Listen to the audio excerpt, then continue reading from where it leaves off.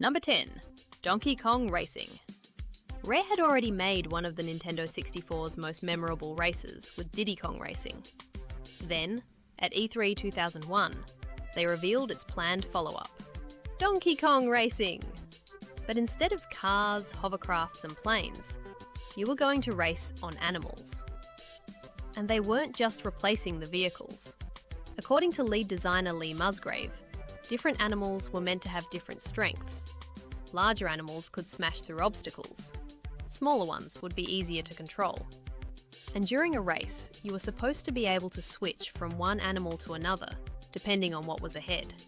Rare was also planning to let you collect prizes and train your animals, making them better racers over time.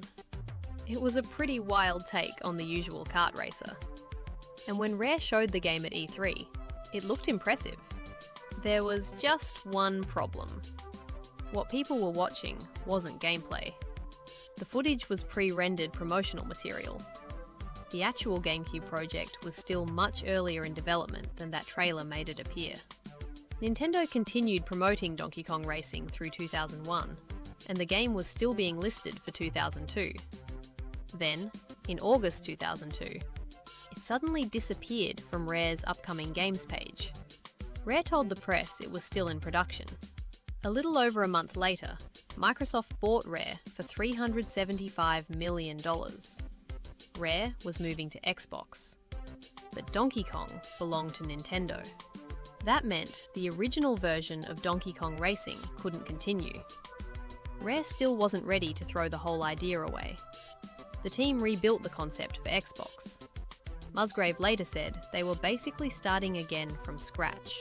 This new version was where the animal racing idea finally became playable. You could switch between mounts, and the prototype even had limited multiplayer. But the project kept changing. Over roughly 18 months, it moved further away from normal racetracks. The environments became more open. Animal training became a much bigger part of the game. Eventually, it barely resembled the Donkey Kong Racer Rare had shown back in 2001. Donkey Kong was gone, the GameCube was gone, and the project had become something new. Saberman Stampede. Rare had managed to keep part of the original idea alive, but even that didn't last. Saberman Stampede was cancelled too. Donkey Kong Racing disappeared. Then the game built from its remains disappeared with it. Number 9. Kirby for the GameCube. Unlike a lot of cancelled games from this era, we don't have to imagine what this one looked like. We can actually watch it running. Nintendo revealed a new Kirby game for the GameCube in late 2004, with HAL Laboratory developing it, and support for up to 4 players planned. Then came E3 2005, and Nintendo brought real gameplay. Kirby was moving through side-scrolling stages rendered with 3D graphics. He could use copy abilities, fight enemies, and battle alongside helper characters. Nintendo showed nearly a full minute of direct feed footage. For a game that never released, that's a surprisingly good look at what HAL had been building. And that wasn't quite all. Years later, a few more seconds of footage from E3 2005 resurfaced, showing even more of the cancelled game in action. The GameCube version had been expected sometime in 2005, but the year passed without a release. By 2006, contemporary coverage was already questioning what had happened to it. Nintendo soon began listing a new Kirby project for the Wii, but that doesn't prove the same GameCube build was simply moved onto Nintendo's new console. The GameCube project stopped receiving meaningful public updates, and this version of Kirby quietly disappeared. A new mainline Kirby adventure on a home console was still years away. HAL would later describe this period as one where new Kirby ideas repeatedly struggled to come together. And that's what makes this one stand out. This wasn't a cancelled game known only through rumours or a handful of drawings. Nintendo had already put the game in front of the public. We saw it running. We saw what HAL was building. And despite getting that far, this Kirby adventure still never made it onto a GameCube disc. Number 8. Dead Rush. Before Treyarch became known for Call of Duty, the studio was working on something very different. a free-roaming zombie game where your car wasn't just transportation, it was your armour. You played as Jake Walker. He wakes up near the ruined city of Eastport with no memory of how he got there.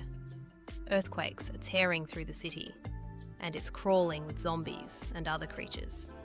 Dead Rush mixed third-person combat with driving through a large, open environment.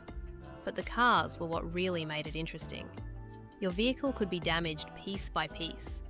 Lose a tyre, and getting away became much harder. Lose a door, and zombies could grab Jake and pull him straight out of the car. You were supposed to scavenge other vehicles for replacement parts, repair your car, and keep moving.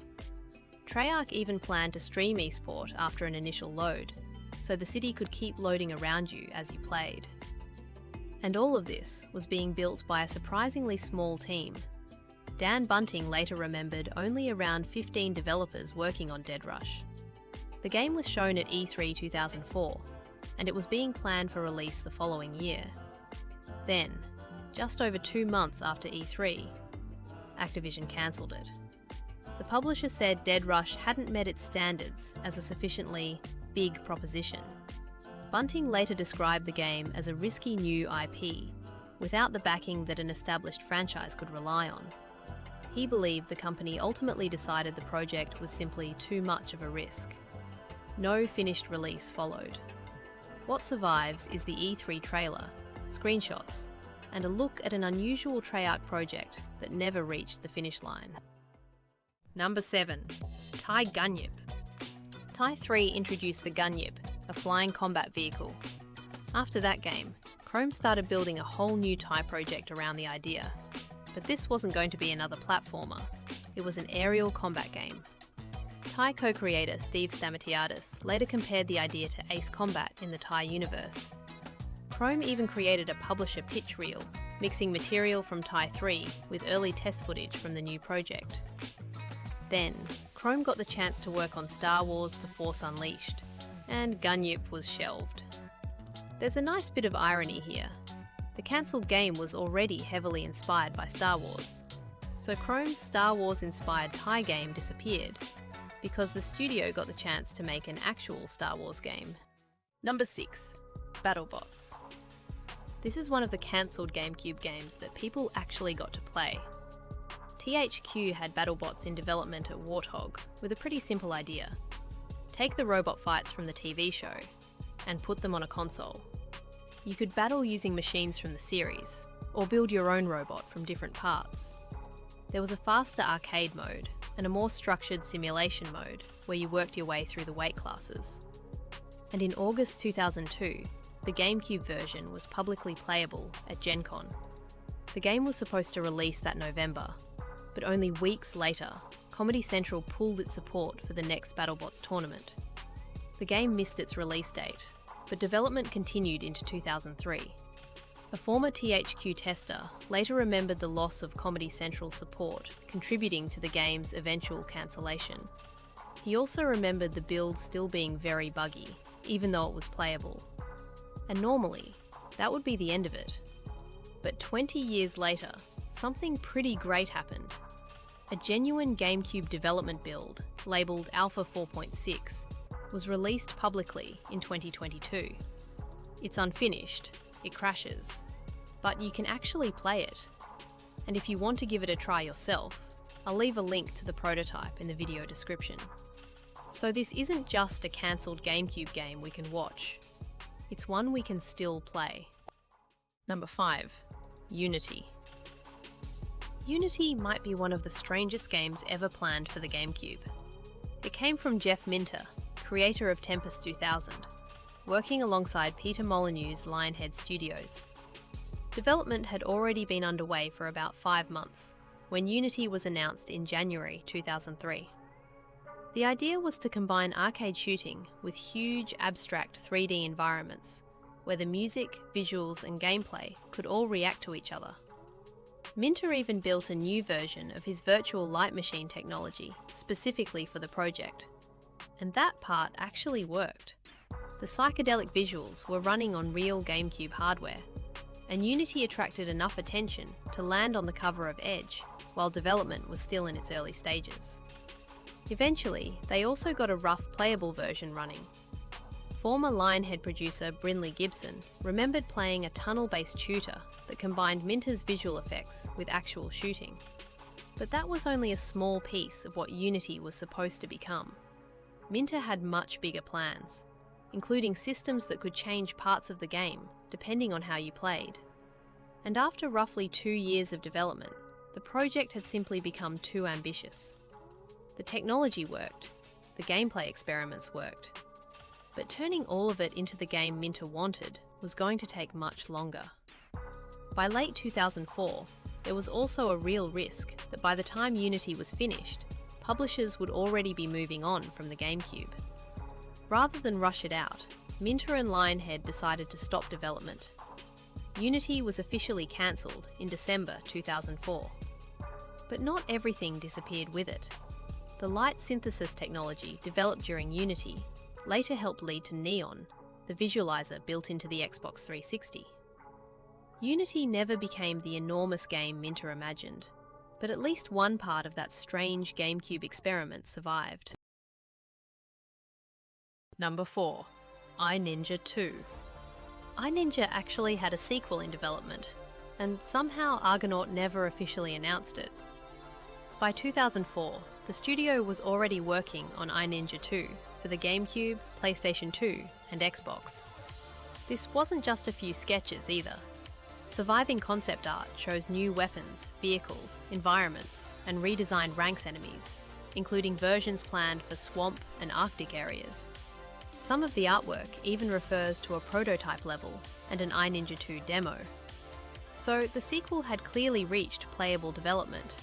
For years though, there was almost nothing to actually watch. One short clip surfaced that appears to show an early intro sequence. Then, in April 2026, we finally got something better. Around 20 seconds of previously unseen gameplay appeared online. It shows Ninja running through a cavern, collecting coins and fighting enemies. It's a tiny glimpse, but after more than 20 years, it finally showed iNinja 2 actually being played. Exactly how far the full game had progressed is still unknown. And by late 2004, Argonaut had much bigger problems. The studio was in serious financial trouble. Argonaut Software entered administration in October, and just days later, its remaining development staff were laid off. iNinja 2 disappeared with the studio before it was ever officially revealed. No playable build has publicly surfaced. But after spending more than 20 years as little more than concept art and rumours, we finally have a small piece of the game in motion. Number 3. Ravenblade. Before Metroid Prime became one of the GameCube's biggest games, Retro Studios was working on something completely different. Ravenblade. A dark fantasy role-playing game packed with swords, magic, monsters, and huge fantasy creatures. Retro had already spent around 2 years developing it, and in 2001, Nintendo showed Ravenblade as part of its E3 GameCube lineup. Visually, it looked impressive, and actual in-game footage survives, showing combat and dark fantasy environments running on the GameCube. But behind the scenes, things weren't going nearly as well. Former Retro developers later described Ravenblade as extremely ambitious, with the project struggling to properly come together. And Retro had another massive game demanding more and more attention: Metroid Prime. In July 2001, Nintendo made its choice. Ravenblade was cancelled, so Retro could concentrate its resources on Metroid Prime. The decision also cost 26 employees their jobs, mainly from the Ravenblade team. Some of the developers who remained were moved over to Metroid Prime, strengthening the team already working on Nintendo's new Metroid game. Ravenblade itself didn't become Metroid Prime. They were completely separate projects. But cancelling one allowed Retro to put more of its people and resources behind the other. Ravenblade never made it out. Metroid Prime went on to become one of the defining games of the GameCube. Number 2. Dead Phoenix. In 2002, Capcom announced an ambitious new lineup of games for the GameCube. It included Resident Evil 4, Beautiful Joe, Killer 7, PN03, and a completely new fantasy action game called Dead Phoenix. And Dead Phoenix looked very different from everything else in that lineup. You played as Phoenix, a warrior from the Winged clan, flying freely through a huge fantasy world filled with monsters and floating environments. Flying wasn't just a way to get around, it was the main idea behind the entire game. Capcom wanted to capture the feeling of soaring through massive open spaces while fighting enemies in the air. The footage they released showed Phoenix diving through the environment, attacking creatures and taking on some absolutely enormous monsters. Capcom was even aiming for a Japanese release in the summer of 2003. Then Dead Phoenix suddenly went quiet. At E3 2003, it was nowhere to be seen. When Capcom was asked what had happened, they said Dead Phoenix hadn't been cancelled, there was simply nothing new to show. 3 months later, that changed. The game disappeared from Capcom's website and release schedule, and in August 2003, Capcom Japan finally confirmed that Dead Phoenix had been cancelled. But they never gave a clear reason why. We still don't know exactly how far development had progressed, and despite years of rumours, there's no solid evidence that Dead Phoenix became another game, including the theory that it somehow turned into Kid Icarus. Of the 5 games Capcom revealed together in 2002, 4 eventually made it out. Dead Phoenix was the only one that never did. Number 1. After Conker's Bad Fur Day, Rare actually started planning a direct sequel. It was called Conker's Other Bad Day. Rare trademarked the name in early 2001, and Chris Seaver later confirmed that work on the sequel had begun. The platform was never officially confirmed, although contemporary reports expected it to follow Rare onto the GameCube. And the story picked up right where Bad Fur Day left off. Conker was king, but apparently he was absolutely terrible at it. He blows through the kingdom's money on partying, ends up in prison, and the game would have started with him escaping from the highest tower of his own castle, still dragging a ball and chain behind him. And that ball and chain was actually planned to become one of his main tools. From there, things got even stranger. Barry was going to return. Greg the Grim Reaper would have a bigger role. At one point, you were even supposed to play as an evil version of Conker. And one of the planned villains was a giant space creature called the Cthulhu, because apparently the Great Mighty Pooh wasn't enough. Seaver had mapped out a surprisingly detailed story, and years later he released pages from the original design documents, showing characters, locations, and entire sections of the planned sequel. But the game itself never got nearly that far. Seaver said Rare produced some graphics and concepts, but development didn't progress much beyond that. There's no verified gameplay footage, and no playable build has publicly surfaced. Then in 2002, everything at Rare changed. Microsoft bought the studio, and Conker's Other Bad Day never moved into full production. Conker eventually returned on Xbox with Live and Reloaded, but that was a remake of the original game, not the sequel Rare had planned. So while we can't confirm that Conker's Other Bad Day ever reached formal GameCube development, this was the direct Conker sequel Rare began working on during its final years with Nintendo. And all that remains today is a glimpse of just how strange Conker's next bad day could have been.